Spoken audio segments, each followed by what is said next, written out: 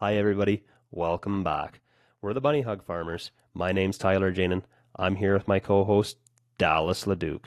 We're having a lot of fun doing these. We're very excited to be back again. So, Dallas, what have you been up to lately? You were texting me there the other day, and you're having some problems with some tires. Well, the world's most famous 9280 kind of let us down a little bit here. It's pretty modified, and we got an aftermarket set there. Actually, not aftermarket. They're a set of wheels off of that in the middle set off at 1150 Versatile just to put the triples on that tractor. And between how many hours were on them wheels when we got them, plus the hours that we've done with them, plus wide spacers, we're actually stressing out the middle set of Versatile rims and we're breaking them apart. But my claim to fame is actually a trained welder, and the hire a tire shop to come out, rip them off the tractor so I can put them in the shop and weld them up was just getting expensive. So we decided we'd just bite the bullet and buy all the bead breaking tools. But then, I took your advice and went and got that. But the next thing is, I don't know how to run the damn thing. It was, Tyler, how does this work? Is this supposed to fit here? That's how you do it? Tyler's like, well, mine doesn't work at all like that. But so that's what we've been out to, working on that tractor and still cleaning grain and, get at that. And we're doing Durham right now. So we're almost done Durham. So between working the shop and hauling grain to and from the elevator where the cleaner is, I guess I've been staying pretty busy. That does sound busy. Did you get the tractor put back together? Did you get the tire splitting tool to work the way you wanted it to? Yeah, we got her working. I had to put if you put a 2x6 between the two tires when you're breaking the inside bead, it would just explode a 2x6. But if you put a few layers of plywood in there, with other plywood's built differently, then it could push against the other tire and not break it apart and shove the bead off. It's just a little bit of learning going on there, especially with something new that we've never used before. But oh yeah, it's off. Well, actually, she's in the shop as we speak, sitting on 6 tires right now. So there's still 6 more that's got to get put back on.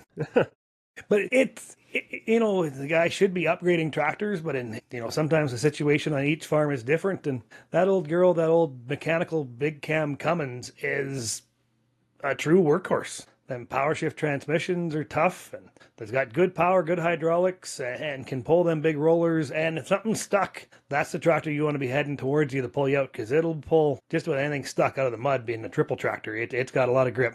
So what have you been up to? Well, on some of our older tractors, like we have a pile of 94 series case tractors, red cabs. And as anybody knows, the stereos aren't that great in them. So I went on a website. The website's actually called Shoop. They're a company out of the States, and they sell replacement radios for them. So if anybody knows how them case tractors are up in your headliners where all your climate control, wiper, and radio controls are, well, that's, in most cases, that's not necessarily set up to put a single DIN radio in. So that whole panel needs to be changed out. Well, this company, they sell speakers, they sell that panel that I need to upgrade it to a single DIN, and they also sell a radio with it. So these tractors are 40, 45 years old. Well, everything's due for an upgrade in there stereo-wise. So to change the speakers, you got to drop the whole headliner. Well, when you drop the headliner, that exposes the condenser and all the climate control stuff and everything. Well, on a tractor, that doesn't take very long to get dirty. So you clean all that up,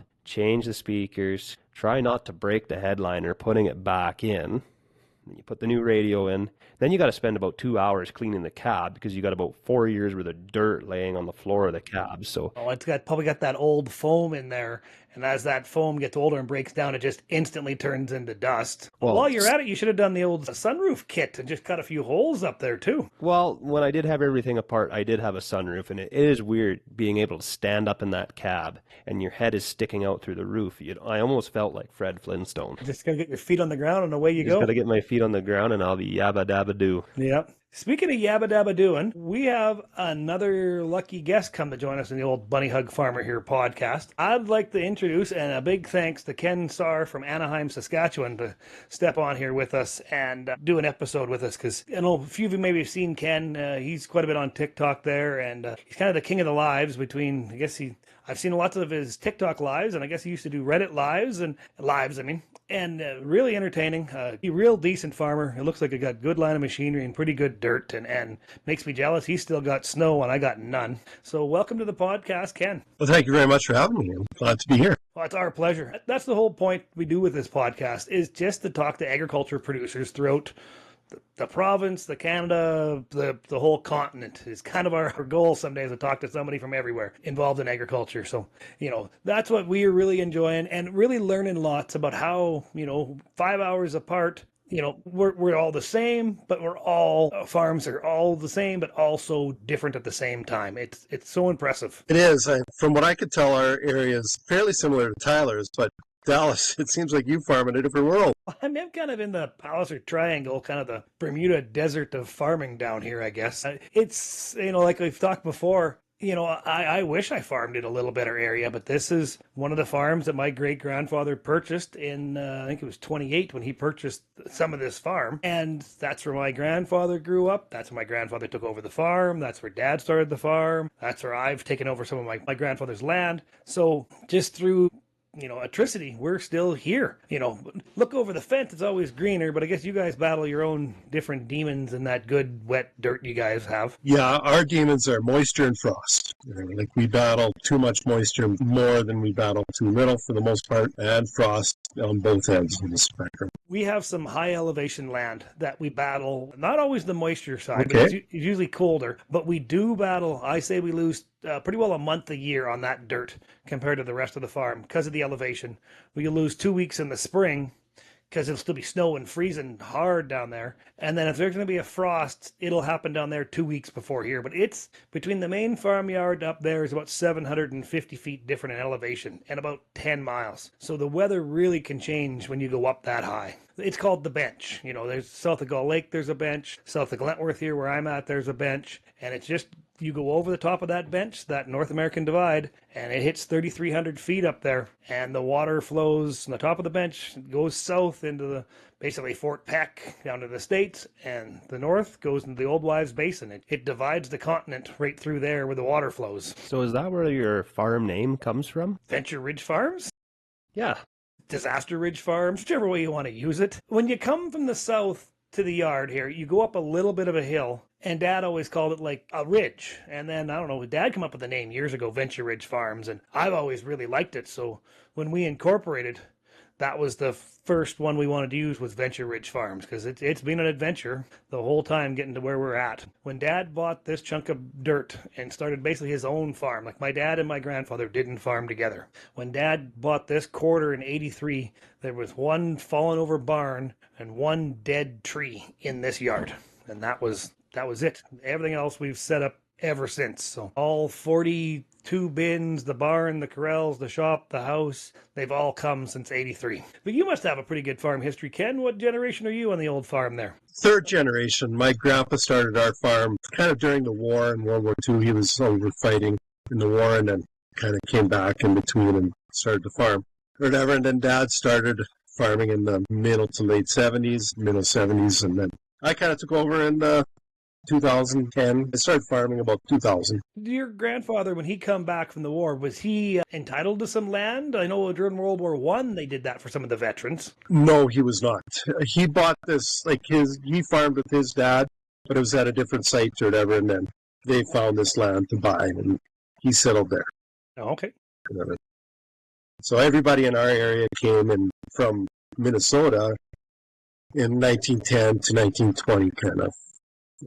And everybody was a German. Okay, that's very cool. So, yeah. And how was the year went on for you up there? Good crop, bad crop? Last year it was a fairly good crop. The canola was below average, and everything else was average to slightly above average. Like the wheat was slightly above average. The oats were well above average. The barley was average to slightly above. So we had a decent year, but with the prices the way they are, it ended up being an average year.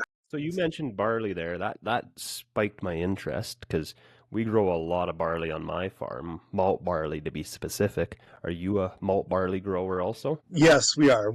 Our area, for whatever reason, it's always been a big malt barley area. Like you go within 20 miles a circle of us, I bet you 2/3 of the cereals are barley. Where other areas, it's a rarity to see barley, it seems, or like it's a niche crop, right? Where barley just seems to grow really well in our area.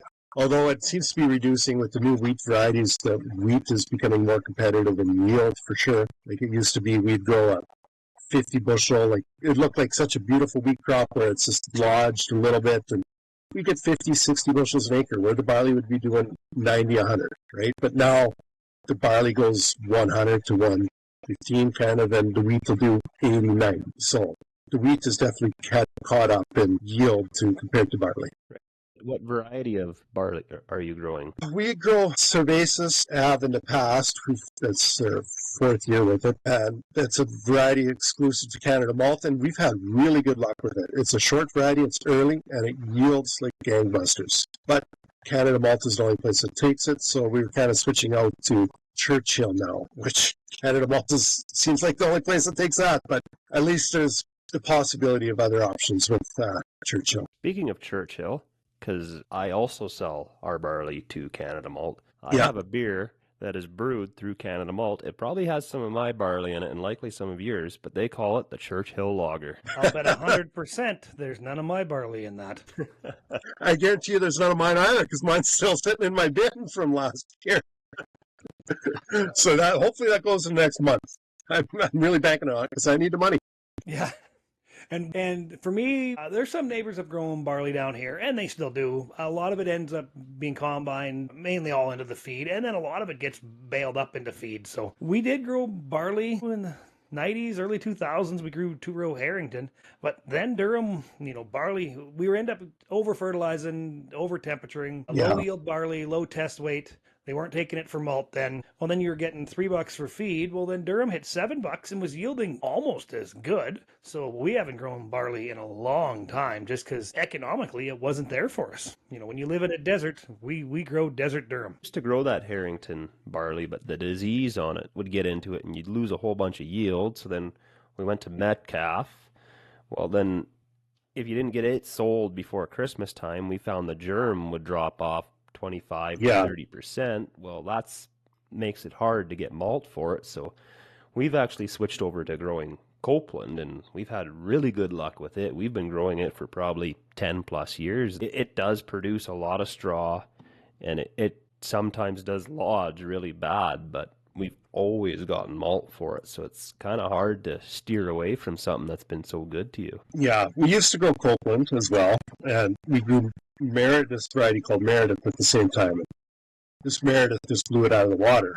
But we sold it to Canada Malt, and again, Canada Malt would be the only place that took it, and we grew it for probably 8, 9 years.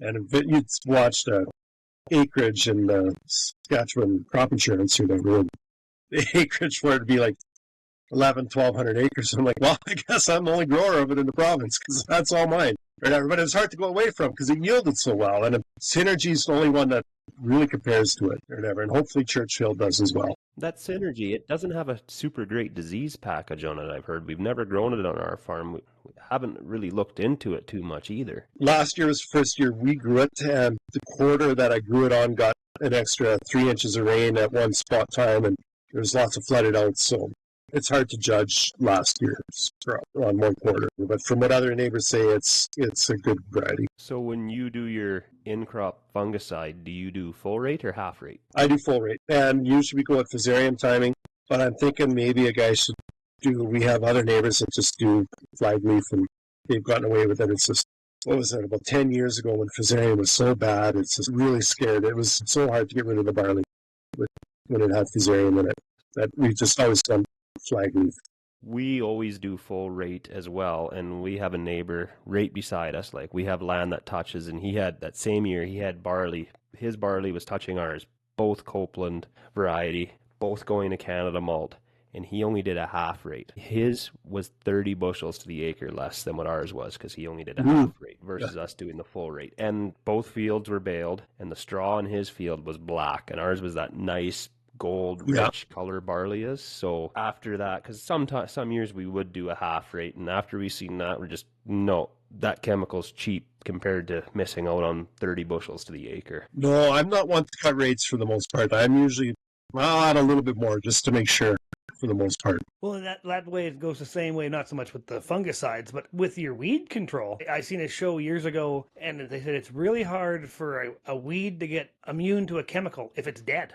Yes. I mean, it's not the right words I'm looking for here, but if you kill her deader than dead, it's done. I mean, but if you sicken a kochia plant up, and that's what happened for years, we've half rated all these chemicals, and these kochias have gotten, the ability to live through it. Well, now you've just made glyphosate resistant kochia, and that's a whole other conversation we could have massively someday is chemical control. But boy, some of the weeds, and especially in my area, these drought years, holy hard to kill certain crops with chemical. I mean, you have to resurrect a 60-foot-old cultivator if I'm going to kill kochia in the burn off. So that's going to suck. Yeah, we're lucky we're not in a huge there's some kochia, but it's the saline areas or whatever, and I'm trying to convert all my really bad saline areas where there's kochia to just a hayland and just keep mowing it down. Have you Whatever. ever We don't looked have into a doing whole lot. Sorry, continue on. No, but we don't have a whole lot of... We have kochia, but nothing like some other areas. Have you ever looked into doing deep ripping in your saline areas? I have not, but we have neighbors. I have a neighbor who just bought one last fall, so I'm curious to see how it works out.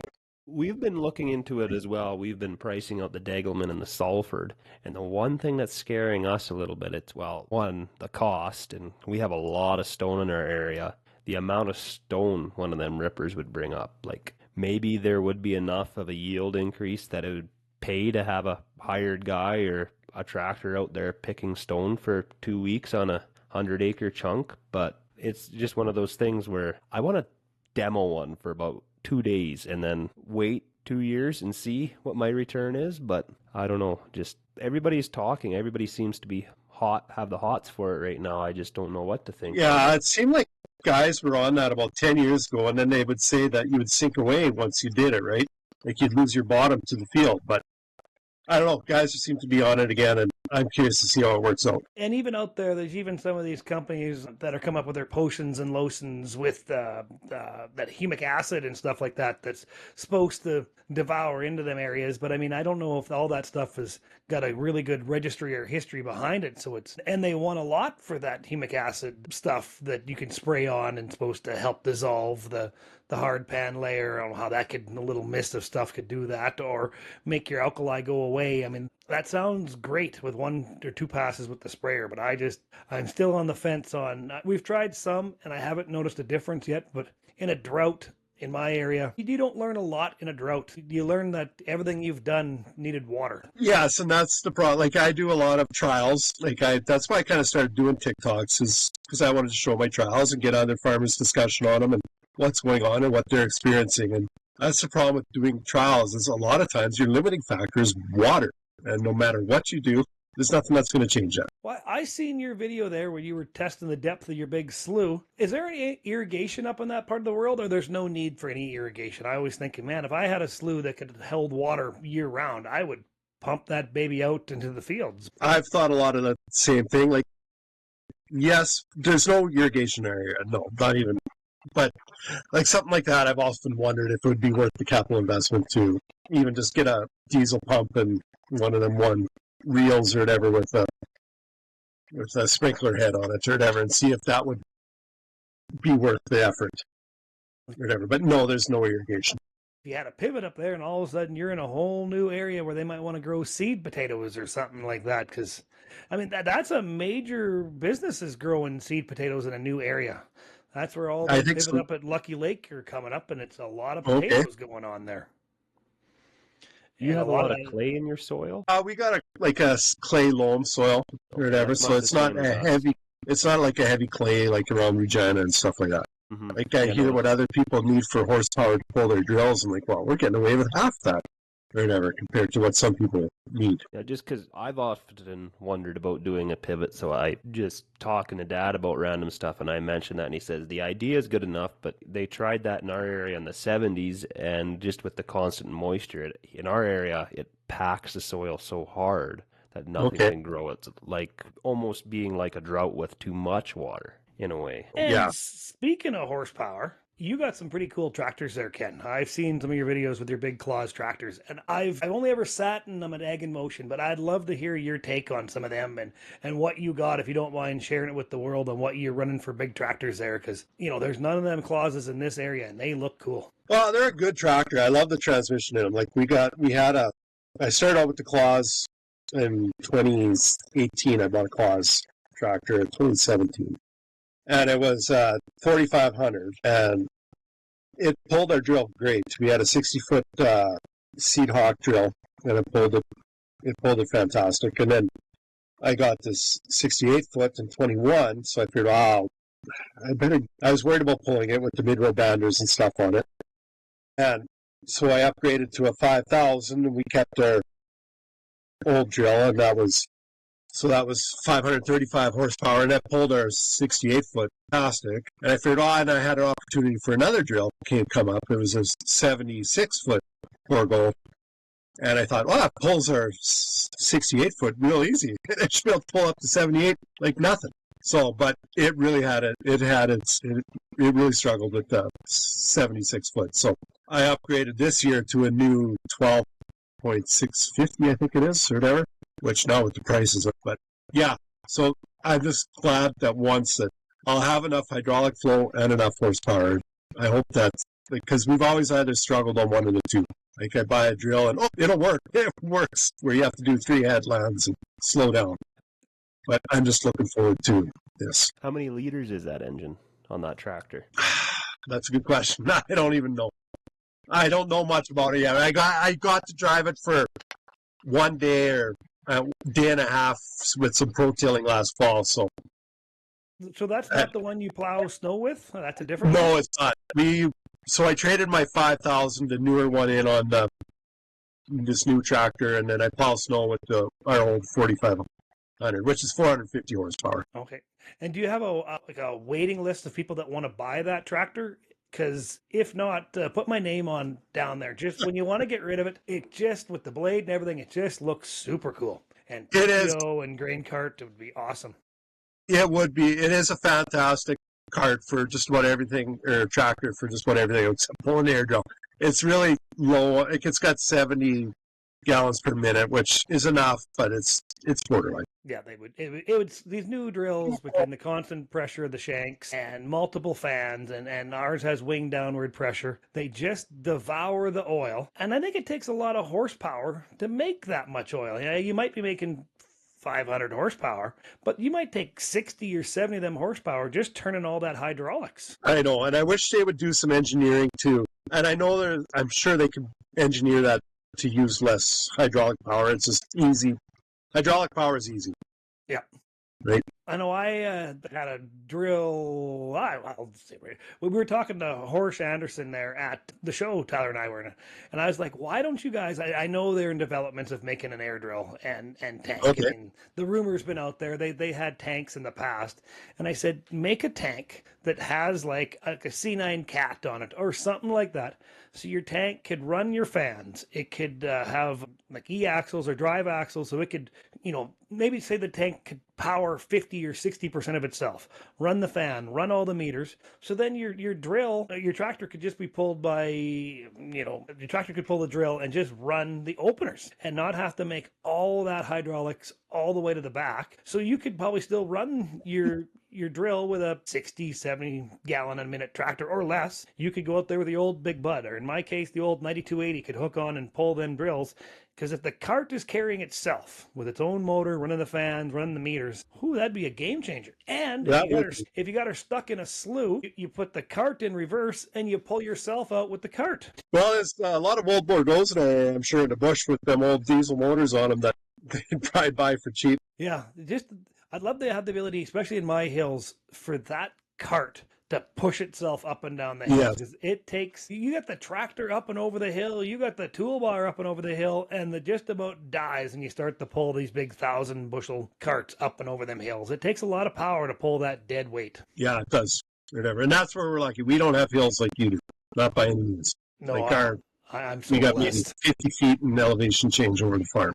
Or maybe 100 feet, yes. So. Yeah, no, I have 100 feet of elevation in 100 feet. Sometimes it feels like it's just how this topography, how the water left here and left a lot of gravel and rocks behind. But, I could flatten all them hills out. I make a lot more acres going up and down all them hills. Yeah, we're in the area of like 160 acre quarters. You probably get 170 out of a quarter. Yeah. So you have a lot of your fields you can do corner to corner, nice square. For the section. most part, yeah. We have a lot of like creeks running through them or whatever, dividing a quarter or whatever. But we have potholes that can all be drained with a V-ditch for the most part. Ever so, usually by mid-May, we can run through this water or a lot of the stuff. So do you do any ditching? That's a loaded question, our area. Not a lot of ditching, no. We're not out there with the track or anything ditching, but we do V-ditch or whatever, and we can drain most of everything with a V-ditch. Oh, okay, yeah. Yeah. Well, Because we are in the Quill Lake water basin for some of it, and that's definitely, you'd get shot if you ditched in that area. Oh, okay. Where Lake Lenore, it's a little bit more lenient, but it's still a no, but not near as much. And, we ask all farmers, what's one of your favorite tractor stacks? Tractor stacks? I'm not sure. I'm not a huge tractor guy. My first tractor was an 8650, and we still have that tractor. That's still my favorite tractor. I always recommend somebody never to sell your first truck or your first vehicle, never sell your first tractor. So that tractor will hopefully stay forever. That's, they get so dear and near to your heart sometimes. I mean, I still often think about, I should go find the picture. I know we have some pictures. We had an 835 Versatile, and that's, we had that when I was 19 or 20. And I spent a lot of time. That was the first real good big four-wheel drive that we had. And that was, basically like now I'd be sitting in like a telephone booth in that old cab. But boy, at that time, that 835, that big cam Cummins, and oh yeah, just love that old tractor. It had no hydraulics, and there's not a chance in hell in 03 it was going to pull a seed hawk drill with the shanks and the dual fans. Yeah. Them had the drag augers on that first drill. So it went down the road, but yeah, still often think about it. Yeah, though that 8650 you have, it's a great tractor. It pulled seen a lot of acres for us up until 2009 or whatever we used it as our main tractor. So what do you do with that old girl now still? That's pulling out, like somebody gets stuck, it's what goes out or whatever. So it's kind of not much. Yeah. It's retired, but it's still useful because if something gets stuck, then all of a sudden, if you don't have that extra four-wheel drive, then you're phoning up Billy Bob, the neighbor, saying, hey, I know you're busy, but I'm stuck. Can you come save me? And the neighbor would, but yeah. But sometimes you just want that extra bullet in the back of the Quonset, too, is nice to have. Yeah, no, it's not worth much, so why sell it, right? No. Exactly. I like to collect stuff. Yeah. But I have to give a little shameless plug here. We were lucky enough to have Cowboys Caviar kind of come on as a sponsor for a few episodes of the old Bunny Hug Farmers podcast. And they're right out of Moose Jaw. They make, if you haven't had any of their products, some of the best damn beef jerky in the whole damn, in my mind, the world. It is so nice. It's wonderful. I know, Tyler, you haven't got your care package in the mail yet, but it's on its way, if there's any left here. You're just going to send me your empties, are you?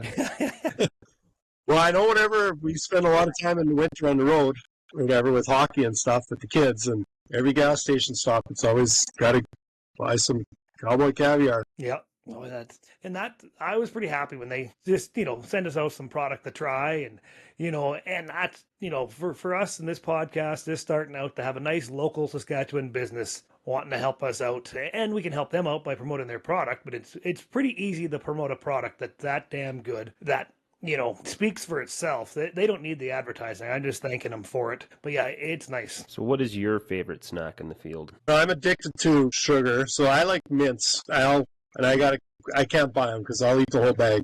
Whatever. Just the Scotch mint or whatever is my favorite. But that's like me with a bag of beef jerky again. Cowboys yeah. It's hard. You open a bag, and I'm gonna have one piece on the. You stop by a gas station and you buy a bag. Well, I'm gonna have a piece or two, and then share the rest with the family when I get home. And then you get home, and you're trying to sneak the empty into the house and throw it in the trash because you ate the whole damn thing, and you feel like a pig. No, you just open that bag up, and the smell, that delicious smell just engulfs the cab. It's hard not to. Yeah. It is. Especially when it's a bag of Cowboy Caviar. So now we just need to get that pretzel sponsorship we've been after. So what's on the old watch list for the auction sales this spring? Anything you're looking for? Because this episode won't be out for a little while, so you have time to divulge all what you're looking for. Well, usually it changes with the season, but I'm pretty set up for seating. I wouldn't mind a bigger air cart, but that's a little bit lower on the list, I guess. Possibly a bigger grain cart. Would be nice to have one that fills up the semi. Whatever, we got a brand 1020 right now, but honestly, it's sufficient. I'm pretty well set up for equipment that I'm not looking for anything really new in the next year or two, I hope. There was a couple Borgo air drills that sold not too far away from me here in Burden, and they went fairly cheap, but I heard there was no sectional control on them, and the tanks were a tow-between setup. Yeah, that was a weird setup. Like, they sold the sectional control with the drills, and the tanks had no sectional control, but I know there was one guy by Quill Lake who bought a pair, so, and he was, I'm pretty sure, I heard through a friend that he was fairly happy with the deal he got. Is that just because the tank is a tow-between versus what most Borgos are is a tow-behind? That the sectional control has got to go on the drill. Like, I don't have sectional control on my drills because we run 5810 Borgos, so I'm not very familiar with sectional control on an air drill. The sectional control on a Borgo looks so convoluted, and I was pretty like I came from I guess we always had a Borgo, but it just looks like way more complicated than it should be. But honestly, it works. I've never had a problem with it. Never. Not a problem that wasn't self-inflicted, I guess. Because they have doors that open and doors that close and direct airstream around things, and it looks like 17 octopuses having an orgy from the looks of it. But it must work. It does, and it works. It works great or whatever. It's been flawless for me. Whatever. And we've been, I guess, 8-9 years now with the Borgo sectional control. How are you putting your fertilizer down, and what type of fertilizer are you using? We use S15 and MESZ for our phosphates, so I'll put probably about 160 pounds of that down the sideband, and I have an extra phosphate in with that blend, so I'm getting about 40 to 55 pounds of phosphate down, about 20 pounds of sulfur down, or whatever, and then about 8-9 pounds of potash down in the sideband. And then I'll put another 10 pounds of actual down with the seed row. You're all granular? Yeah, and then we use anhydrous for our nitrogen, and that goes down to windrow banders. Okay, so all in one pass. Yeah, all in one pass. I used to do 2 passes, like I used to go in the fall with anhydrous, but now it seems like so many people are putting it on in the fall that usually I have a driver to myself in the spring, so it's never been a problem keeping up with juice. And there isn't any anhydrous in this area for hundreds of miles. I don't know which direction I have to go to find some. I think maybe closer to Weyburn out there might be some little past Weyburn, but yeah, there's just not out here. Our sandier soils wouldn't absorb it, I was told, so it's never been a thing out here. Yeah, well, here I bet you it's 2/3 to 80% of it gets put on by anhydrous. There's a few liquid guys, there's a few dry guys, but most of it's NH3. We just have a fantastic retailer in our area. Well, I got a few, I guess, and everybody sells anhydrous. And yeah, we're pretty blessed, I guess, in that way. Although it is dangerous, and I don't know. I'm fine with it, but sometimes my kids come on the drill with me. I'm like, yeah. Mm-hmm. A lot can go wrong in a hurry with that anhydrous. Yeah, like South Sask farmer who we had on your earlier podcast, his dad was really injured by that. And I was hoping you'd talk about that some more, about what happened and stuff. But yeah. Well, I think we're going to have a Where Are They Now episode coming up here someday with Nick and Travis or whatever. So we'll bring that one back up. Where are they now? Well, because we've had a boatload of fun doing this. Like, it's just been, like I said, right from talking with you, to Kale, to Matt, it's just been so honored to talk to, such distinguished farmers, in their own rights. Everybody has such a cool story of how the farm got there and where they're at and where they're going is just, and that's always been just, it's been mind blowing for me as one of the co-hosts here to try to learn all this. And I'm just hoping that people can sit back, relax, and enjoy listening to what Tyler and I are trying to do here. Well, it's a fantastic podcast, whatever. But yeah, like every area is different. Like our area, it's probably smaller farms than average or whatever. But our area, there's lots of young farmers in our area. Lots of farmers between 40 and 60, which still seems to be young. Yeah, we're pretty blessed with, like, the average size in our area, I bet you is 3,000 acres or whatever, right? Where a lot of areas, it's probably 5 to 10,000 acres. Yeah. And then, in my area here, we have to grind. I think we just make less dollars per acre. So in order at the end of the day to justify what we have to just grind through more acres. I mean, that's just how that's going to work, Yeah. And I wish I could make $200 an acre profit, but sometimes I was chatting with Tanner Malang earlier today, and I said my end goal at the end of the year here coming up with everything going on and how dry we are going into this season. I hope I can pay all the bills, make all the payments, and just come out of it not going backwards is my goal. And hopefully not be in a crop insurance claim because, I'm getting tired of that. No, nobody. It's no fun being in crop insurance. Like, yeah, we had some really tough years between 06 and 12 where it was so wet we never got half our crop seeded for a few years, and what was seeded shouldn't have been, or whatever. And collecting crop insurance it's really awful. Having to ask your landlord, can you hold off on taking rent for a few months or whatever until I get the money? It's awful. It really is. Yeah. And that's something where you need good landlords that are willing to know it's going to come. It's just not going to be when the contract says it's going to be there. I could write you a check, but you can't cash it for 3 months. Yeah, whatever. But for most part, all the landlords there's not a lot of big investments landlords or whatever. It's usually all local family or like retired farmers or whatever. So we got fairly good landlords in our area. They understand it. Yeah. Better than a land investor would. A land but investor, I hope it never comes to the that. dollar. Yeah, dollars per acre. And that's what I think happened out in this area. That's why we have so many investments. This is a poorer area. I mean, you can make a living. Obviously, we're proven you can do it, but you can make a living here. But our land was cheap to buy, dollars per acre. So when these investments come in here, they're like, wow, we can buy a lot of dirt very cheaply. And then we caught, when it was too wet for you between 06 and 12, then we were the other way. We finally caught some nice rains and grew some good crops. So these investors bought a lot of dirt, and then we started producing 50, 60 bushel, an acre average crops out here for quite a few years in a row. So these investments, people look like geniuses. And now they might be the death of some farms that people have locked into these big contracts, that big rentals on pretty poor dirt. Yeah, it's tough. It's so tough to figure out a proper value for land rent and what to purchase some quarter land. Like at a university, I got a degree in economics, so I'll calculate like what I can afford and what the land is worth and to pay off and everything else. And like my first quarter land I bought in 02, I think I paid $102,000.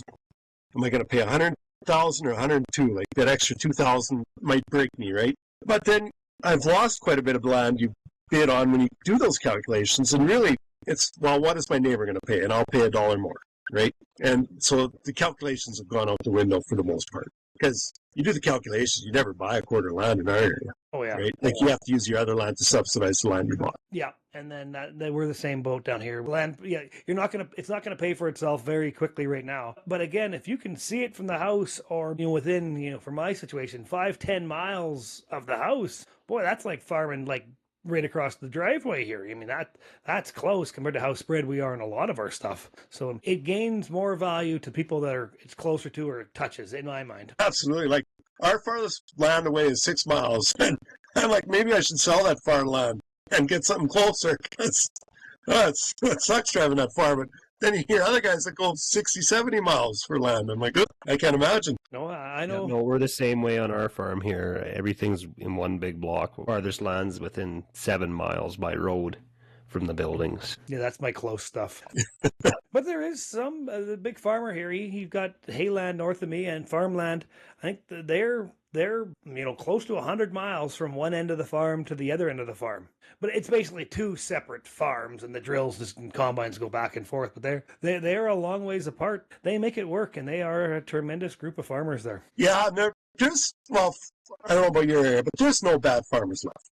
Like in the 80s, 90s, there used to be like the alcoholic farmer, right? And there's nobody like that left in our area for sure, or whatever. Like it's a big business, and there's no room for mistakes. No. Whatever, anymore. Those guys are long gone. Not if you plan on upgrading. I mean, if you're going to farm with the old same 4430 your dad bought new in 74, and that's still your big tractor, because there's some stuff out in this area that's still like that. I can say there is some of them little guys. A lot of them guys caught in the organic market, and I'm sure I'm going to piss people off when they listen to this, but they did really good on the organic market now. But now organic is not that strong, and some of these guys are really going to suffer. But you're running an old paid for tractor, an old paid for Massey Diskers on old paid for dirt. You don't need a lot of income to make a living on that. But if you're in my situation where you're trying to run more newer, more modern machinery and you've bought a lot of dirt and you're renting a lot of dirt, I need to grind through a lot of acres to keep what I have. I mean, that's not so much I say I, but in my mind, when I say I meant we or our, because, my mom and dad are 100% a major part of this operation, and along with my wife and my brother. When he's down, he lends every hand he can when he comes down. So, I guess I can say on our farm. I meant to correct myself in the past on that, but it's on our farm. It's not my tractor. I mean, it is my tractor. It feels like it's my tractor. I've put a lot of hours on it, but it's our tractor. It's dad and that's the same with our farm. Like, my dad still farms. He's still involved in the farm.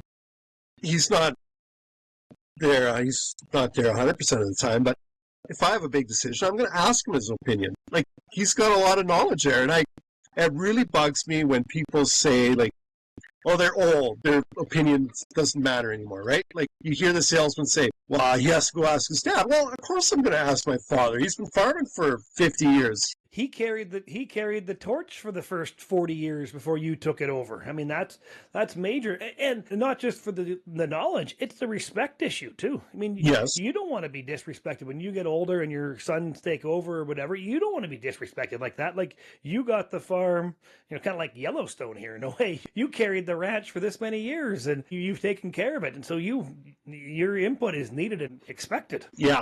And I'm glad to have my dad there, especially with the kids and involved in so many sports. It seems like he's doing more work at the farm than me some days. My dad is a serious hard worker. I mean, and as long as his health holds out, because he's not a big traveler or a big visitor or going out guy. I mean, his hobby is work and cows, and as long as his health holds out, and I hope it does, because I mean, boy, when Mom was sick there a couple of years ago, and they were gone for 3 months. When Mom was in the hospital there, it was really different around here for sure. Yeah, that'd be a big hole to fill, not having. Yeah, and my dad does the work. I often joke with the hired man. I said, you don't got to keep up with me, but you got to keep up with Wilfred. Deep down, I know I can't keep up with my dad, Wilfred. I mean, if you're going to keep up with him, good luck.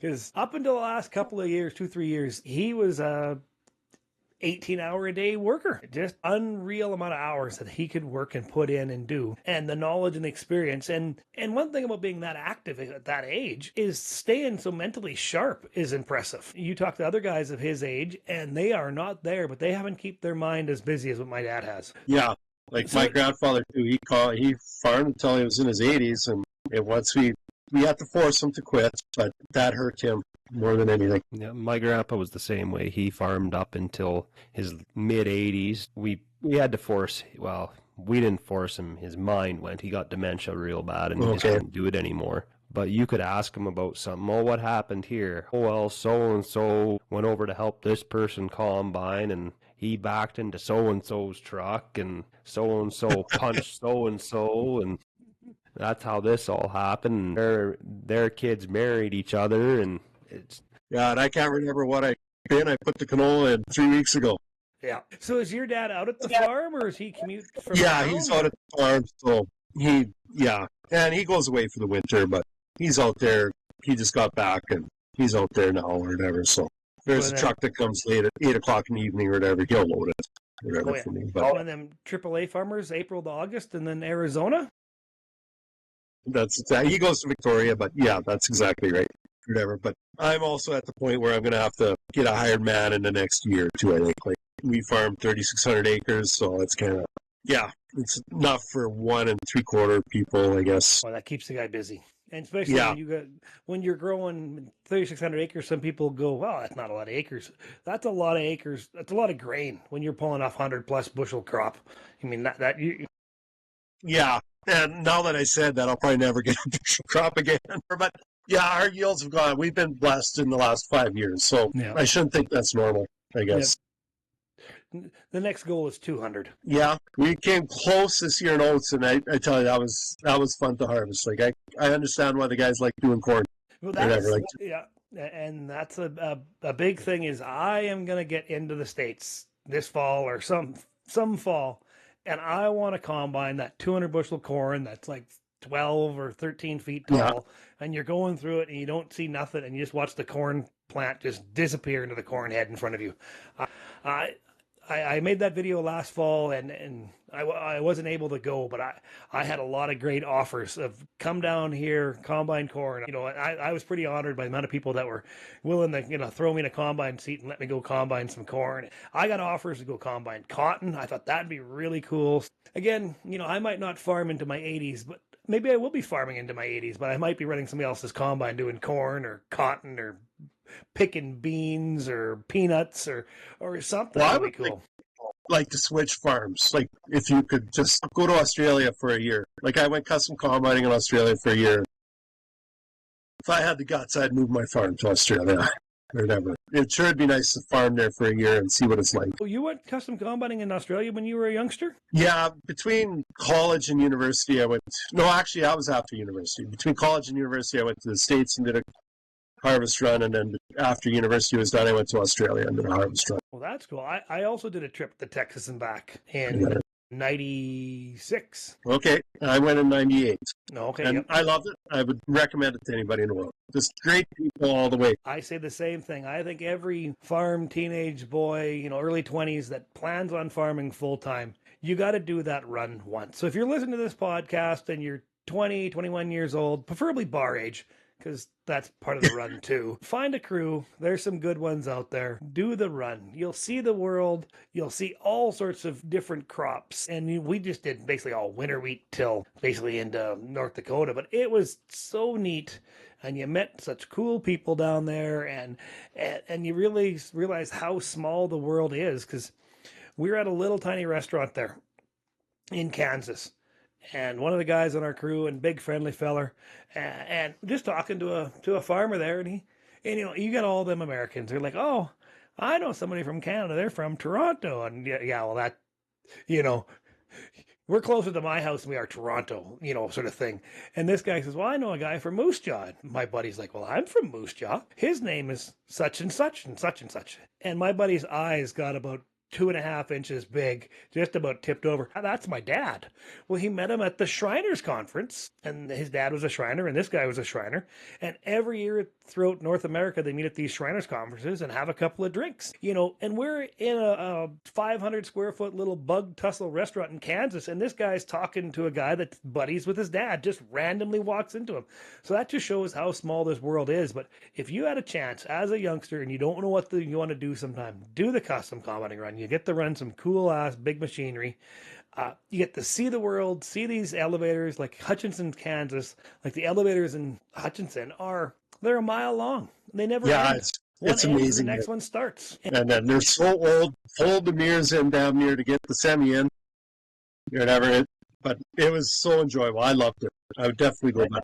And then a horse and buggy right in the lineup there with its 40 bushels of wheat in the wagon. They were the next to dump. It was such an amazing thing to do, and then you get your wet days, and you end up spending some days in the pool or days at the bar. Or we cruised into Denver, Colorado, which was super cool, and got to see to come from a population of my little town here of 60, the drive into Denver, which has 6 lanes of highway, going each direction as you're going into some parts of Denver, is just beyond mind-blowing. So, and at the same time, you're working, you're being paid for, your truck payments are being made. It's just sitting at home, not making any miles. You're driving the boss's truck.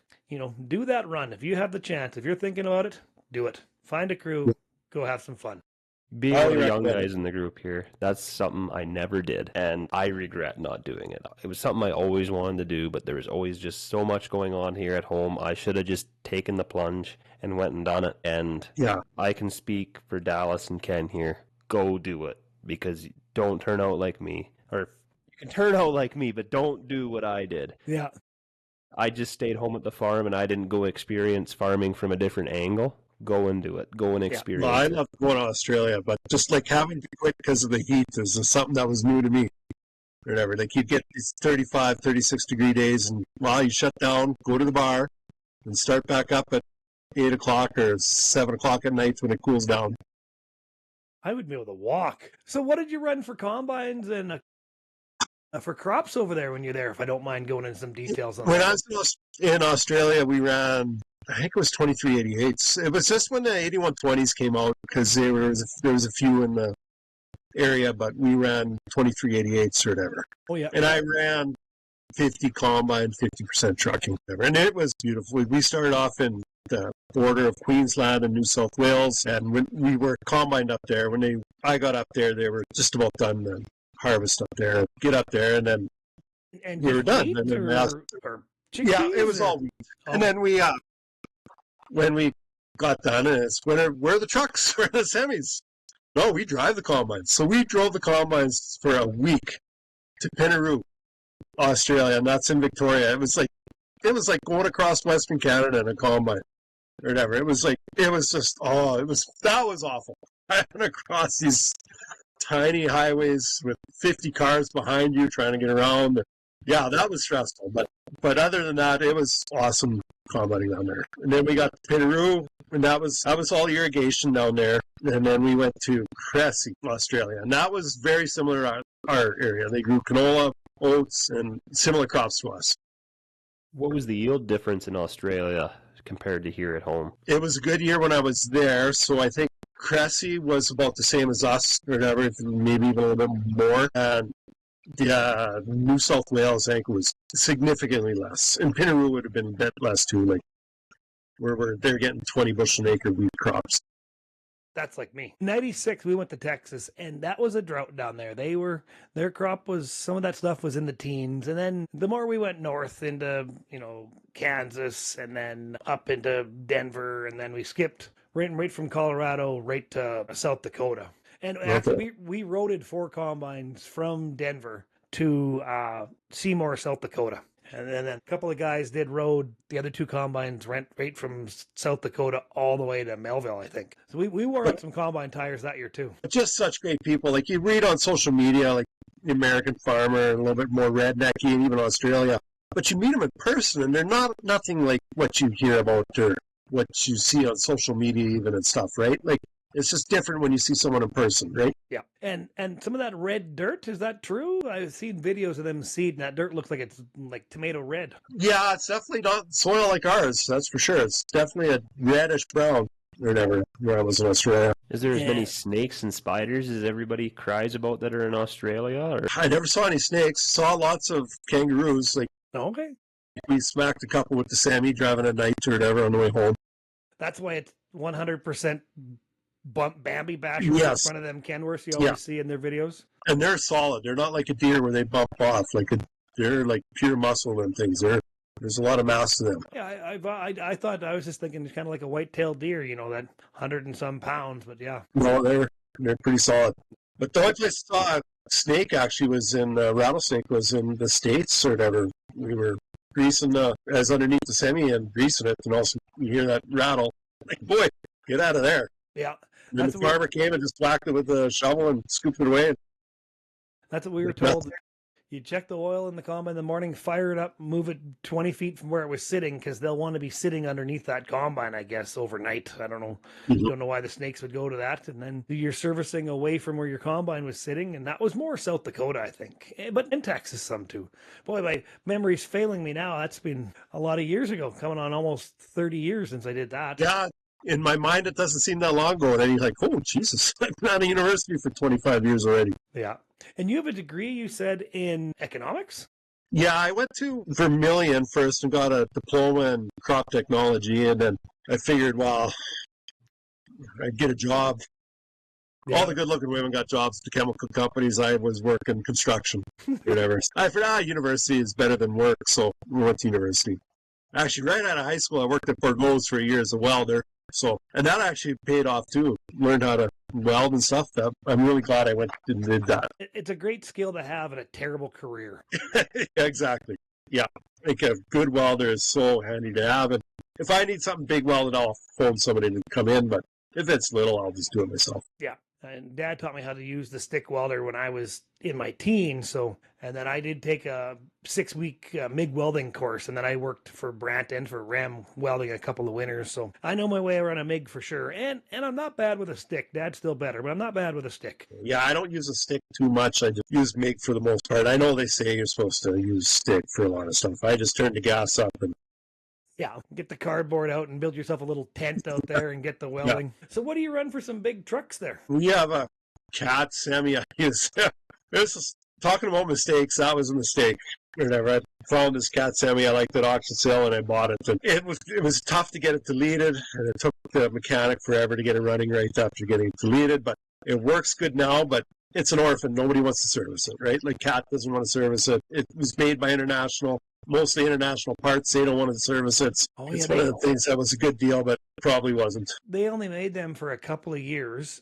Yeah. And yeah, they were kind of orphans, and they were a modified version of either a C13 or a C15, and they put a whole bunch of emission stuff on there that them motors couldn't handle, and instead of having the Cat electronics, I think they had a lot of Bosch stuff, and they're just I've seen a few guys over the years, and they were cheap to get into, and they're married to them, and they're... Yeah, that's exactly right. But when it works, and it's been working good for the last 2 years since the mechanic got it working good, but it's a beautiful truck to drive.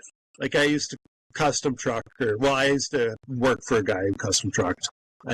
It wasn't my own business. And we drove Max, and it's definitely a much nicer truck to drive than the Max. Wait, so you just got the one Cat truck there? Yeah, and we actually have an older Sterling truck, and that thing has been bulletproof. I've had that. It's an 07. I bought it in 09 or 10, and I put maybe a couple 100,000 kilometers on it, and it's been not a lick of trouble there. It's fantastic city. The Sterling would have a Detroit in there? No, it's got a Mercedes in it. Oh, okay. Those are good engines, actually. We have a Freightliner with a Mercedes in it. We have Mercedes in just about everything. Like all our tractors now have Mercedes in them. This is a new one. I'm not sure what the new one has, actually, to tell you the truth. But our Combine has a Mercedes, but supposedly they're expensive once you have to get into them. But yeah, they are. We lost a turbo in that semi one day, and it took the air-to-air with it, and we were close to 10 grand by the time we were out of the shop with it. And of course, it happened right at harvest time. So yeah, and everything's 10 grand now is cheap for anything. Like and that it's a pre-emission truck. There's no emissions on that truck, so okay, that was a pretty hefty bill for. Well, that was even pre-COVID when that one happened. I got lucky at one of them pre-emissions, and actually that just got today. I lost a motor in a truck over a year. Basically a year ago today, we lost a motor in it. Okay. And I just talked to the guy today. It's done, and it's kind of a little more performance on that motor, and we're heading into seeding, so it's just going to putz around the farm. It's not going to get broke in right, I didn't think. So he recommended we took it to the dyno in Lethbridge, so they ran it to Lethbridge, and they put her on the dyno. And the guy that built the motor, like I said, that computer's got a pretty performance tune in there, and she made 588 horsepower to the wheels. That's like 600 at the flywheel, so that old girl's generating some serious steam now. That's on that red W900 we have. Well, horsepower's nice, that's for sure. Not having a shift is going up the slightest hill. That sure makes life a lot easier. But you got a big, powerful one there, Tyler, don't you? Yeah, we have a 2016 Freightliner. It's got a DD16 in it, and it's supposed to be rated at 600 horse. I've never had it on a dyno to prove that or not, but it pulls fairly well for what it is, I guess. It has full emissions on it and everything. I don't know if we'll ever delete it. We've heard rumors coming down the pipe that if a highway tractor is deleted, it will not pass a safety anymore. Now, I don't know if that's now or but it will definitely be here in the future, I'd have to believe. Oh, that would be yeah. That emission deleting highway tractors is a multi-billion-dollar a year industry in North America. And that was part of the reason with this old 01 truck, like we just put, 50 some grand into an 01 truck, but that's a first generation ISX pre-emissions, no EGR, no fart can, no def, no nothing. And just to so it wasn't born with it. It'll never have to have it. So that's part of the reason we decided we're going to stick some serious coin. I mean, we put way more money into rebuilding the motor in that truck than we paid for that truck, but that's just how the world works. But if that ever comes down, it had to have emissions on it. That old girl will be running around just fine because it was never had it. So it'll never have to have it, I hope. Well, you're paying for the reliability. Yeah. Yeah, I have a friend with a construction company, and he had newer Max, and he went back to old Max trucks. He said he just couldn't keep them on the road. He can't afford to have a truck go down for emissions. That's like these old Cummonses, like, our mechanical 855 big cam there. And hired man and I were working that truck today with the 9280. That's what it has. I said, that old girl is, you plug it in when it's cold, it fires right up. And the same with the newer N14s, very similar block. I think they're just a better built motor yet than the N14s, but those are really nice, reliable trucks, motors and trucks. We got one in one of our Freightliners. It's got an N14 in it, red top, Select Plus, and you just turn the key, and on the colder days you have it plugged in, obviously. Turn the key, hit the start button, it spins over about 3 times and it fires, and then it don't quit until you turn that key off. And it pulls hard. Like that N14, it's got almost 1 million clicks on it. It's had a bearing roll in it and a couple injectors, but as far as an in-frame, to our knowledge, it's never had one, and it pulls relatively just as hard as that DD16 with 600 horse that's plugged up with emissions. Yeah, the emissions, they take a lot of horsepower away from the truck. Do you ever see them videos where guys are pulling intakes off and when the EGR is screwed up and like they are black and smogged up and you're choking them motors down and you're just feeding its own, in a layman's term, you're feeding its own shit back into it. It's just, you're just tearing that motor apart from the inside by making it use all that old exhaust gas. I mean, if it's blowing black out the tailpipe, it's putting black into the cylinders. It just makes me cringe on what that's doing to your valve train. All that stress, all that extra heat going back into that motor. Well, actually, they say it's colder inside the motor with the EGRs because it's already been burnt. There's no oxygen to burn, so it actually lowers your intake temperatures. But you just all that soot. It doesn't make any sense.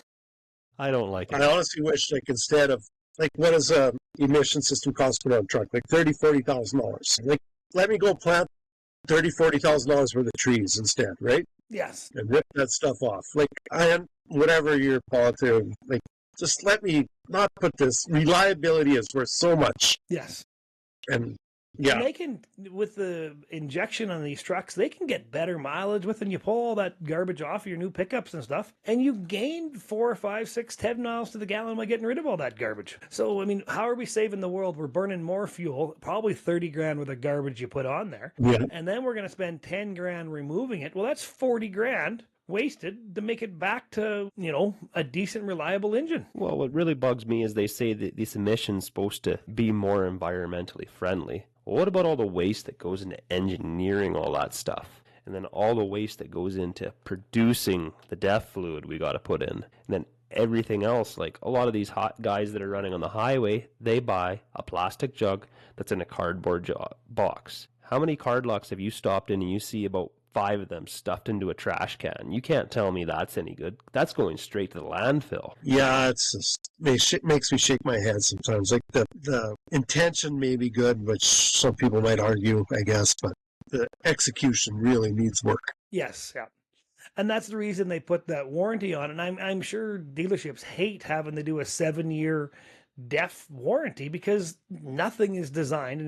And maybe it might run for 7 years perfect on the flat showroom floor, but it is not going to work for 7 years on the highway or in the hills or in the dust and the dirt. And, not every jug of DEF is going to be whistle perfectly clean and not have dust or dirt and contaminants in it. And all of a sudden you got downtime and you got trucks dead on the side of the road, where all of a sudden the guy with the old, N14, he just smiles and waves as he blows your doors off because he's still running just fine.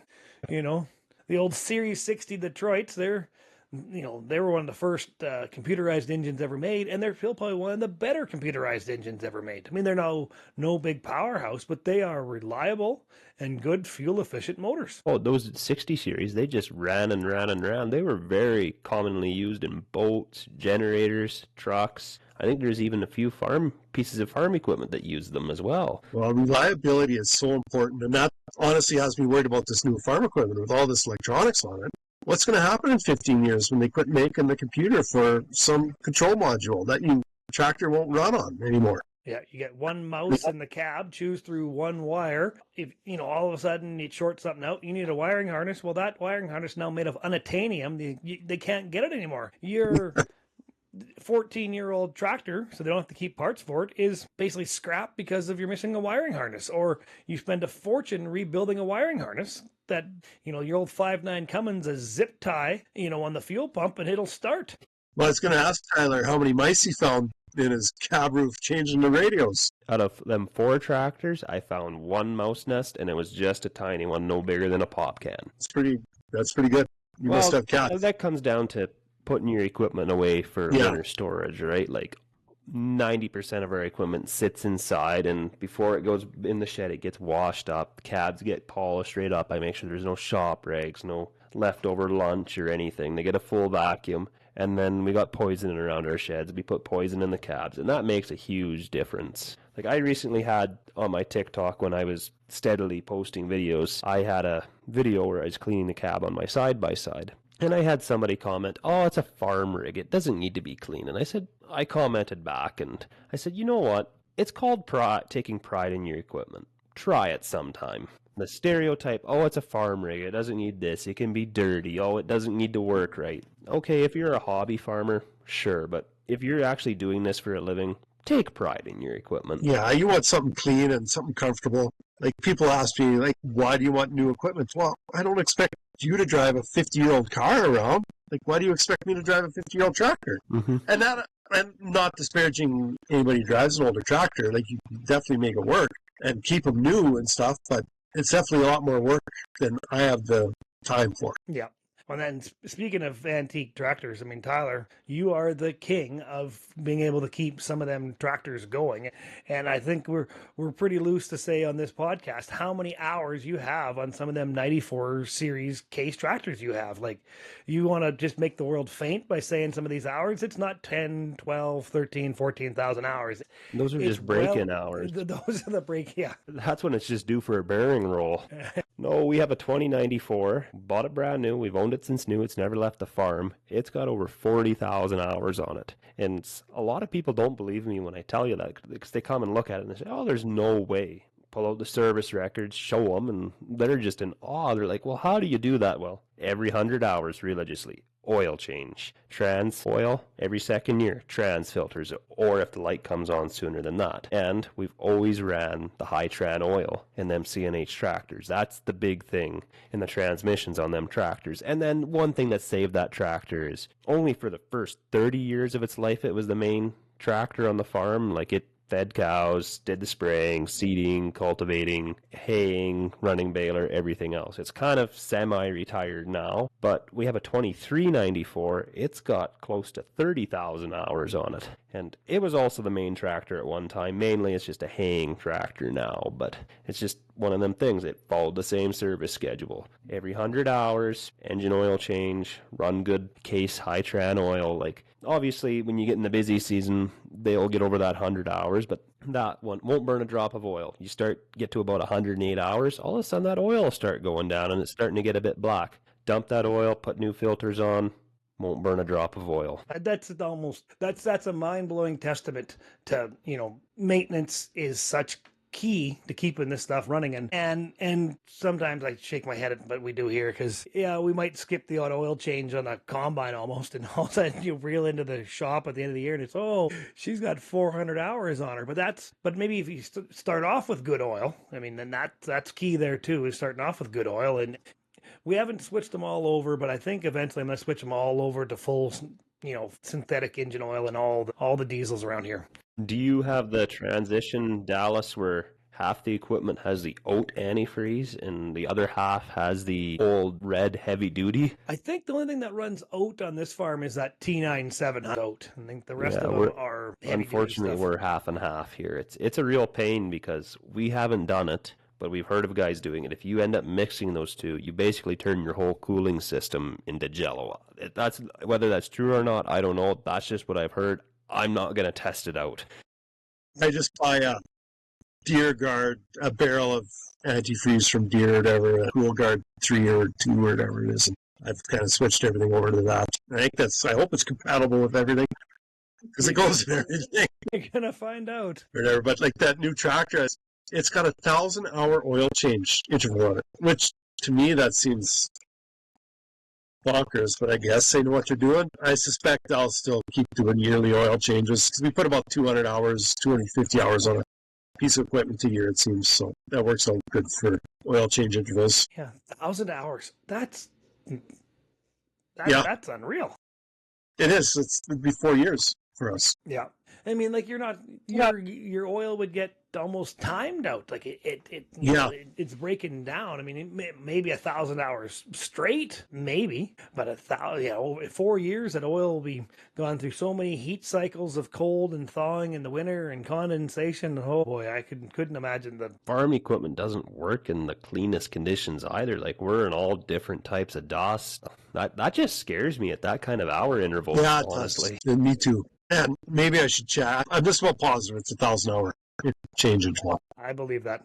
So one thing I noticed there, I caught one of your videos the other day, Ken. You brought in your fuel already, and actually that got me starting and talking to our local co-op because we also have a tank about the same size as yours, and there is some massive savings. And I know I checked with our local co-op; they're still going to get 1 cent a liter on if we went to the direct route, but you went direct fuel, and that actually got myself and other guys talking more about that direct from the refinery fuel. Well, I know it's definitely a big savings or whatever, but also you got to count the cost to carry.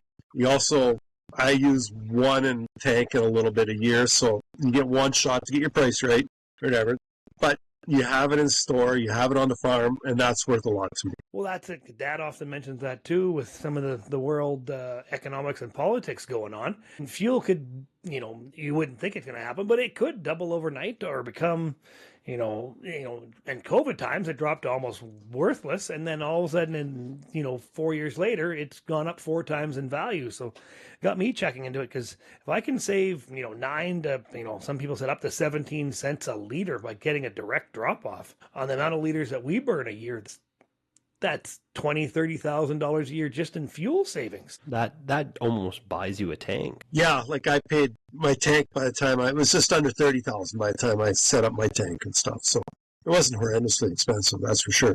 Whatever. But if you have to get a double walled, you're just about tripling the cost almost. I've heard nothing but horror stories about double wall because they're just a big air pocket full of condensation and rust between them. You're better with your single wall, which paint on the outside and fuel on the inside. But I know if you want TikTok engagement, talking about co-op fuel is the way to get it. Some people just it's a love-hate relationship, I tell you, some people.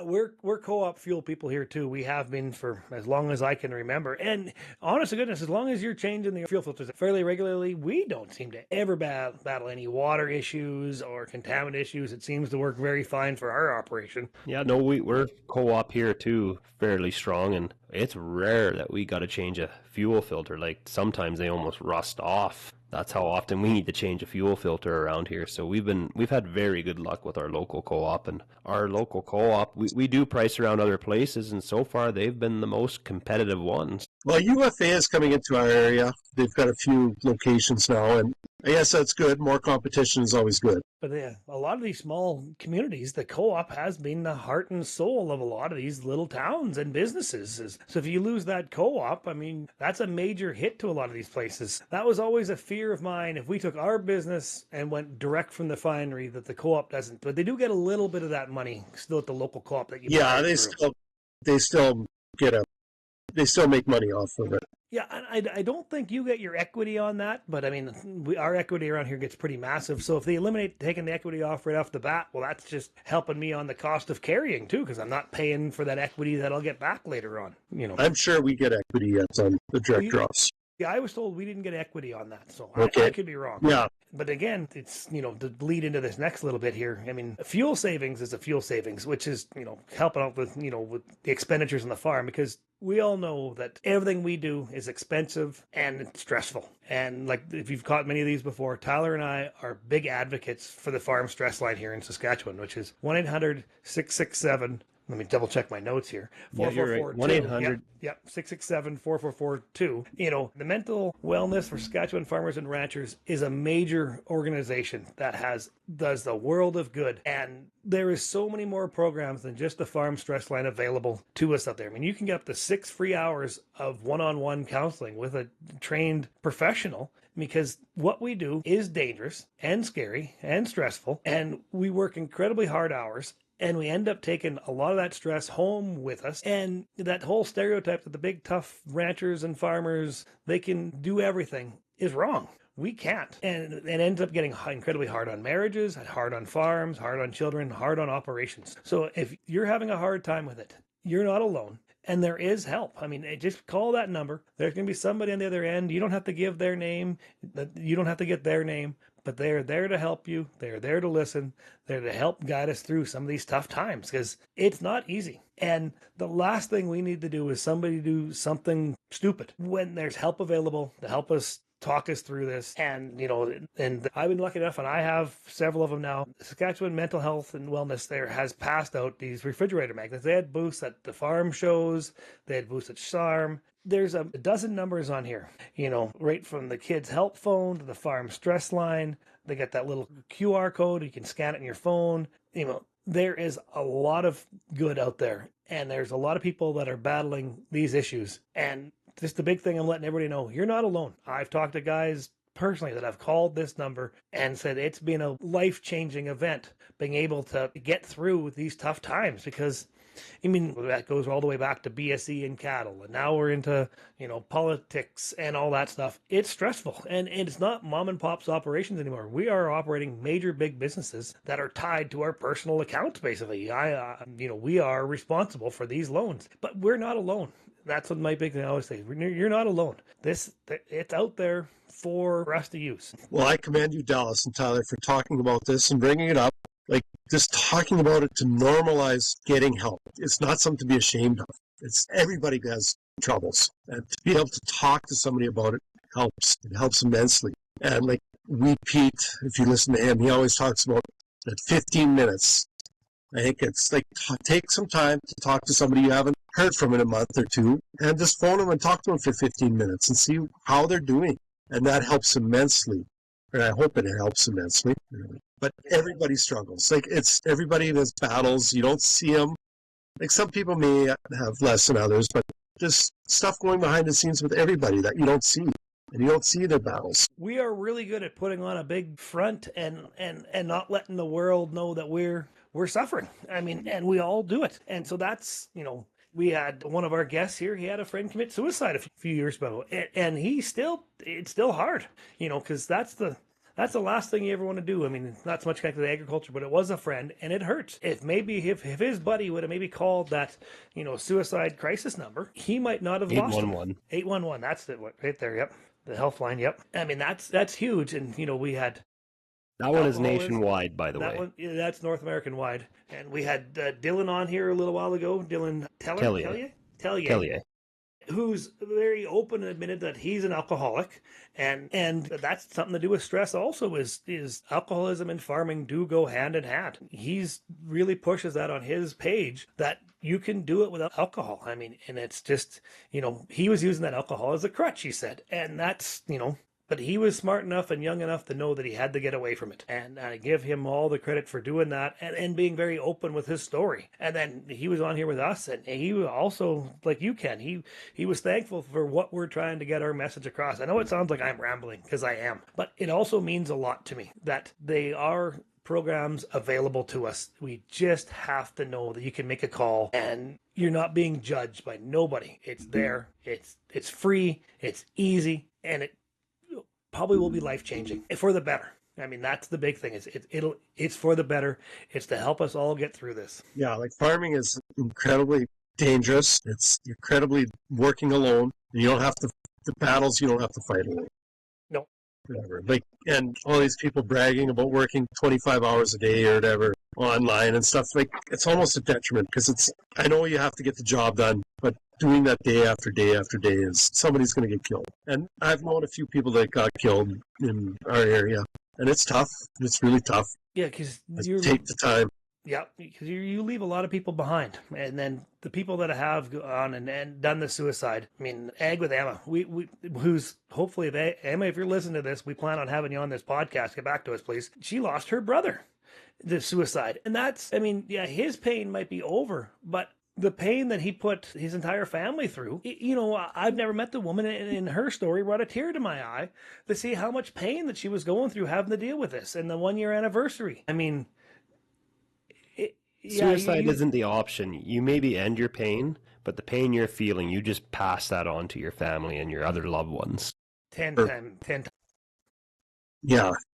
And it's such a battle, though, I think. And I won't even comment because I don't suffer. And I can't comment. And I don't have them thoughts either, and just, can deal with it. But I know some days when I can't deal with it, I know what number I'm calling. I'm involved in a marketing club in Humboldt. And Pyramid scam? it's some of the best farmers around, I would say. Like, there's no real huge farmer on it or whatever, but some of the smartest people around. And there's about 20 of us, and it's kind of the modern coffee shop. But everybody has like a certain commodity they take care of. Like, I take care of oats, and I'll give a presentation every second week on oats price and stuff, on what it's doing and what the market fundamentals are and stuff like that. Well, and that's cool. It is fantastic. And I would, if anybody could set that up in their area, it is fun. It takes quite a bit of work from the main guy that organizes it, Darren, but I really appreciate it. It's a strong group of farmers, and it's a good way to talk. It's kind of like almost like this podcast where you just talk and bullshit a little bit, and you talk about markets and where the good prices are and what they think is going to happen and what the crops were like in their area. It encompasses probably guys from just about Saskatoon to, I guess, our farm or whatever, so 70, 80 miles apart or whatever, and it's a wide area, so we get quite a few different crops and stuff, and it's just interesting to hear what other people's struggles are and stuff like that. And I would recommend how did all that get started? It's a modern coffee shop almost. How did all that get started? It got started by our parents in the mid-'80s. Like, the Saskatchewan government had a program to set these up. I think ours is about the only one left. So the parents started up, and then their kids kind of took over for the parents when they quit or whatever. Everybody, the oldest guy would be like 65, 70, and the youngest guy would be 25 to 30. And good farmers, got a few cattle guys and guys that grow lentils and durum and stuff. So I would highly recommend. I know it's a lot of work, but trying to set something like that up. That would be kind of cool, because I know my marketing skills, I've said before many times, don't follow me for marketing skills, because mine are probably some of the worst in the history of farming going on here the last few years.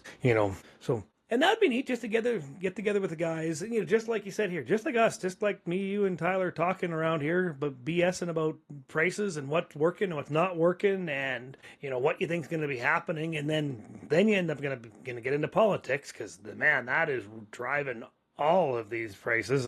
I know I'm going to order my first Chinese electric car here as soon as I can to save the canola market. Me too. Yeah. I'm definitely, yeah. Yeah, for the amount of money lost by just the value of canola dropping in the bin that we still have, I could buy a little electric car, and I could probably crush it and make a cool video over it, and then the price of canola would go up, and I'm still a win-win. Yeah. Yeah, and like knowing about the specials and finding them out and stuff, and that's what that marketing club helps. Like, we have a WhatsApp group, and if something comes up that's special or whatever, they'll post it on there, so we all know about it. ADM has an oat special, and they're looking to fill it. I mean, Bang Zoom, you get a text, I have oats, or whatever. I'm just making something up, but I mean, yeah, that'd be, I never thought about that. There's a lot of, little, almost like insider information in a way. Like, you can learn things faster, one person to the next person to WhatsApp, and boom, you could have a contract. It's a very good group, good, strong group of farmers in it. It's not the biggest farmers in the world, I would say, probably just a strong group of guys. Have you ever thought about on your TikTok channel maybe doing like a once a month little blurb on the commodities you're following? I thought about it, but yeah, I try to stay away from politics and stuff on my TikTok. Like, I have a lot of stuff to say or whatever, but I try and keep it off. Yeah, me too. That's because why I quit X. I got so mad at some people and stuff. And with Twitter, you can see their facial expressions and stuff, right? Yeah. On TikTok, I mean. Yeah. And with Twitter and stuff, you lose a lot of that. Yeah. You could really be a keyboard warrior on Twitter. You have a lot of times to sit there and then, nice thing about the old TikTok, I made a video the other day. I had somebody say a comment on there, and it rubbed me the wrong way, and I read it, and I reviewed it, and I read it, and I clicked on his profile, and I blocked him. So that was the end of that comment. It's like, you know what? It's bugging me now. It's going to bug me for a while. You know what? I can solve this just by making you go away. Yeah, and it takes a strong person to do that and not think about it and just do it. Well, and like this TikTok for me is just like this podcast. It's something besides farming hobby that I have. I enjoy doing it. There's zero money in it.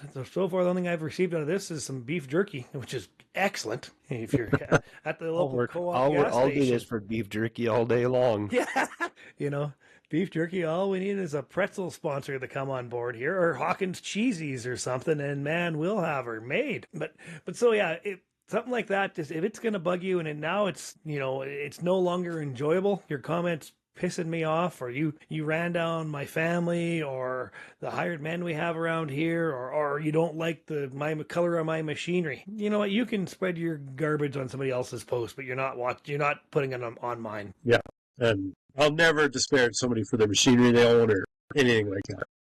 Oh yeah, everybody has a way to do it. Yeah, I mean, I am not brand specific at all. I mean, we do have a lot more on the New Holland stuff because it seems like the New Holland dealer has been really good. But the last couple of years, I mean, our Vatterstad drills both come from the Case dealer, and they've been treating us really good. Young's Equipment has been a really good dealer, and Verasys has been a good dealer, and the little bit of green stuff we have, South Country, you know, in the last few years has been pretty on the ball with keeping us going. And I think it's more the farm size has something to do with it. And I think now the social media presence that, you know, I have, and my social media presence is nothing compared to a lot of the big TikTokers and YouTubers, but it's still enough that, you know, they want to work with you, and I don't think I could ever make a bad bashing video. I've made them. I've never uploaded them, but I've made them. But I don't think I could ever upload one. I could get too mean too fast. Yeah, I hope I never, like, I know I put up a video of our combine when I was plugged and what other guys do to get it unplugged and stuff. And I had a phone call from our dealer within half an hour.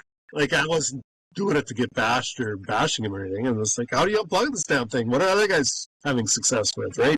Last spring, we lost a shank off that Vatterstad air drill, the brand new one. Within minutes, I had one of the engineers messaging me through TikTok at Vatterstad, wanting to know what went on there. And I was like, well, no. It was actually just a dealer installed. A couple of bolts weren't tight. Drove up and down the field with the quad. We found it, bolted it back on. But at that time, when you're making the first pass with a piece of machinery, you don't expect to have the knives to start falling off. It's kind of a bad omen. Yeah, but I also worked at Burgos and when I was 19, and I guarantee you I would have did something like that. Oh, yeah. And that just shows how small this world is now with the internet and how fast something can get around it for just making a video. And, you know, all of a sudden I look at a video sometimes, I'm like, this video has 32 shares or whatever. Who the hell is sharing this video? Like, I mean, you know, you often wonder, I wonder why they're sharing it. I wonder what they're commenting. You can't think about that stuff, but I mean, it gets to the right guy. Well, I know the engineer at Vatterstad, and boom, within seconds, hey, watch this video, you know, and all of a sudden 10 minutes later, I'm going to call, hey, what happened? You know, which I think is also respectful too, that they want to make sure they don't have them quality control issues. But now I think we are running a little bit long on this podcast. And Ken, you've been wonderful to come sit down and visit with us. I was really happy to talk to you guys. You guys are such just genuine good people. Like, you hear some other people and they just something comes off a little bit funny with them. I shouldn't say that. Everybody, I've never met a bad person for the most part. Everybody, when you talk to them, is a good person for the most part. But the one thing we're just trying to do is just promote, you know, first of all, Saskatchewan agriculture, and then Western Canada agriculture, Canadian agriculture, and, you know, and North American agriculture. Because within, you know, where I'm at, I'm 34 miles from the border. So 34 miles south, it's the exact same agriculture. But we all have the same issues, like the same railways, the same borders, the same, same government. The same late payments. We're running with the same businesses that go bankrupt. I mean, there's some poor farmers. What was that lentil company that went tits up and didn't have enough bond here out of Swift Current a few years ago? That was a terrible one. Yeah, and there's something like that every year. Yeah, and they're licensed and bonded. Well, it didn't cover all the grain that they owed, so you're getting 50 cents on the dollar. Well, that could put a lot of farms under. Yep. Yeah, no, and that's something where maybe we should be doing credit checks on the guys buying our grain or whatever. Let's have a bank secured note or whatever, right? Yep. Well, I remember years ago when I think Viterra was in trouble. But every time you'd unload a load of grain, they had a sheet of paper there saying Viterra is good for this load of grain. They're in, you know, right before they were changing some ownership there. Man, I'm a little nervous. They're hauling in grain, and here's a letter guaranteeing we have the money. Holy shit. That means you might not have the money someday. That's why I grow a lot of smaller crops. Like I grow flax and green peas, and I don't grow canary seed anymore, but it's nervous sometimes selling to some of these guys, right? And to keep going on the farming topic, how did the green peas and the moisture turn out? I followed them videos there. Well, the other two loads ended up being like in the 12s. But they did dock me for drying like $1,000 for that one load. I was a little bit choked about that. And didn't they actually have a dryer? I don't have no idea. I want to see your dryer and your propane bill if I'm going to pay this bill. But then they just deduct it off your check. Yeah, the buyer said he'll make it up. He said, there's nothing I can do about it, but I promise he'll make it up. So Yeah. Years ago, we shipped out some mustard and actually went to your part of the world up there. And the local places around here, the mustard at that time was 3.5 to 4.5 dockage. She unloaded up there about 16%. Well, it didn't have that much dockage, but mustard prices went down and they couldn't pay the amount they were committed to paying. So the only way to pay less for that load is to jack the dockage up and pay us, 10% of nothing on a lot of it. And then you just grin and bear it because you can't prove it. yeah, Yep. I know. And that's where I wish the CGC had a little bit more bite. Like they say you have to tell them like within the first, like as they're unloading it, that you want to send a sample away. It's well, what the heck is that? I don't know until like 3 days later when I get the slip. Yeah. Not too often. We've had some grain get picked up, and the truck driver, when he was unloading it in Winnipeg there, he would send me a picture every time. I love when that truck driver came of the unload slip. Here's the weight. Here's the dockage, because he didn't trust anybody. But you know what? I respect him for that. Here, this is yours. And that's another thing that I can't stand is, I think we've talked about this before, is them guys that they'll be phoning to pick up grain, and I'll ask them, hey, do you have to sweep out? And they get all sheepish. Yeah, I had corn on last. Okay, don't sweep out on the side of the freaking grid road. Come into the yard. I got some tubs. We got a few cows. Yeah. Sweep out in the yard here. We'll throw it in, a couple of pails. And they've all been really good about that. So that's what I tell them. Don't sweep out in the highway. I don't need them piles of grain on the edge of the road or in the field. Just do it in the yard, and we'll get rid of it in here. Yeah, we're assuming. Yeah, bring it to the yard. But Tyler, I'd like to thank you for giving me another kick at the can here and having a wonderful time shooting the BS with you. Because like I said, every time we're having a ball doing this. We got some merch on the way that's going to start off with Tyler and myself and a few other guys going to have some stuff to begin with. And we're going to see if anybody wants some in the future. Yeah, we're going to try to make it. Yeah, we're going to see if we make it available. And we're trying to find a place. And I think maybe we did find a place that would be willing to handle almost everything. Eliminate. Yeah, you don't have to package it up and send it away, I'd assume. No, I don't.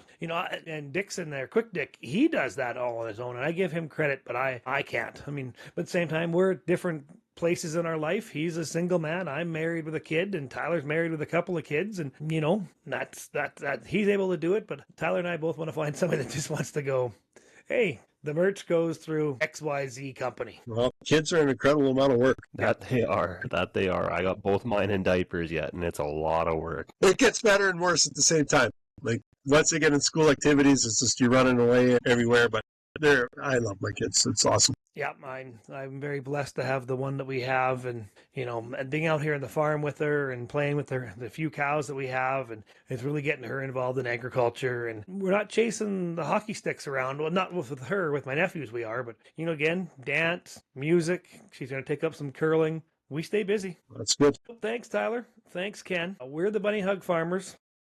And we've really enjoyed this, and we're gonna do Where Are They Now in a year or so, and Ken, you're gonna be back.